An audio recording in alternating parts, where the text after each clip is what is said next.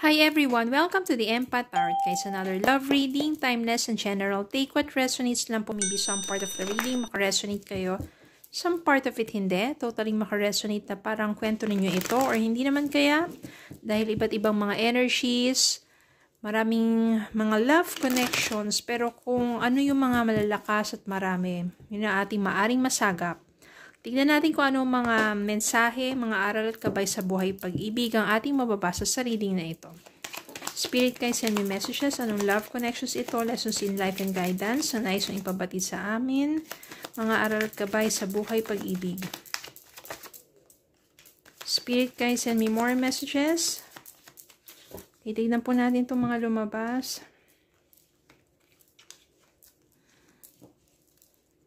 Death. Two of Pentacles. Three of Pentacles. Ten of Swords. Four of Cups. Seven of Pentacles. And Magician. Kuha pa tayo ng isa, bottom of the deck. Two of Wands. Meron po ditong Ten of Swords. Ten of Swords po kasi meaning nito is painful ending.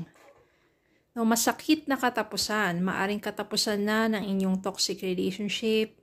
Maaring katapusan ng isang bahagi, chapter ng buhay mo, buhay pag-ibig. Pero ibig sabihin naman yan is merong new beginnings. Kung merong nagtapos, merong magsisimula, may bagong panimula. Pag may isang chapter na tatapos, may panibagong chapter na magsisimula. So, yun yung ibig sabihin nitong Ten of Swords. And, maganda dito,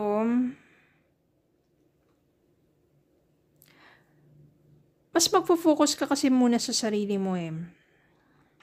Nandito yung Two of Wands. Siguro talaga naging masakit ang katapusan ng inyong dalawa ng person mo. Pero yung Two of Wands dito, mas more likely para sa iyo yan. Nagpaplano kang lumayo, mag-travel, mag-abroad. Siyempre, magpakalayo-layo muna no, para subukan makalimot. Two of Wands din dito, to explore yung buhay mo, yung mga bagay na hindi mo nagawa before.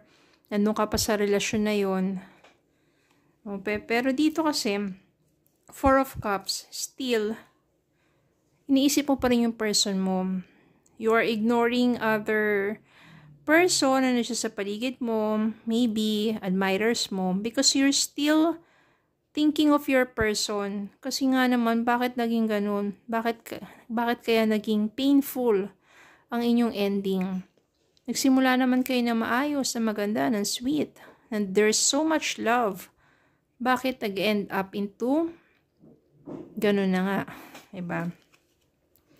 Well, you still manifest na sana kayo pa rin. Sana maging maayos ang lahat. Sana hindi na lang nauwi. Puro maraming sana, diba? Kasi you still love that person kahit sobrang sakit na nangyari sa inyo. Pero yun na nga, since Two of Wands, you're planning to travel at maybe to work abroad. Marami naman opportunities na dumating sa'yo. Yung Two of Pentacles dito, ibig sabihin, kaliwat kanan offer sa'yo at nasa sa'yo na yan kung ano yung pipiliin mo. Kung kaya mong pagsabayin, diba, racket at saka yung isang stable na job, go. Nasa sa'yo yan. Mas maganda kasi yun kapag masyado kang busy, nadadivert yung attention mo, yung kaisipan mo to something na productive, mas nakakalimutan mo yung, sabihin natin, yung sakit na naranasan mo, especially sa paghihiwalay ninyo ng person mo. Mas nagiging busy ka, no? Parang mas, kasi kapag ikaw lang mag-isa, dun pumapasok ulit lahat ng mga memories, tapos yung pain, tapos iiyak ka na lang ng iiyak. Pero kapag marami kang kasama, nagiging busy ka, diba? Yung isipan mo dun sa ginagawa mo, nadadivert yung attention mo. Kaya yun yung ginawa mo dito at mas nakakabuti naman sa'yo. At you are manifesting na sana nga magkaroon pa ng pagkakataon na magkaroon kayo ng panibagong simula ng person mo. No, parang magbago ang lahat. Maaring hindi agad-agad, pero lilipas ang panahon na magugulat ka na lang. Yung person mo, ito, Three of Pentacles. Lalapit yan sa'yo, mag-reach out sa'yo para ayusin ang inyong nasira o naudlot na pagsasama. Kaya yung Three of Pentacles dito, ibig sabihin, gusto niyang i-work out, gusto niyang ayusin. Maaring yung mga prayers mo, nagkaroon na ng kasagutan, yung pagbabagong hinahangad mo do sa person mo. Kasi nandito yung death.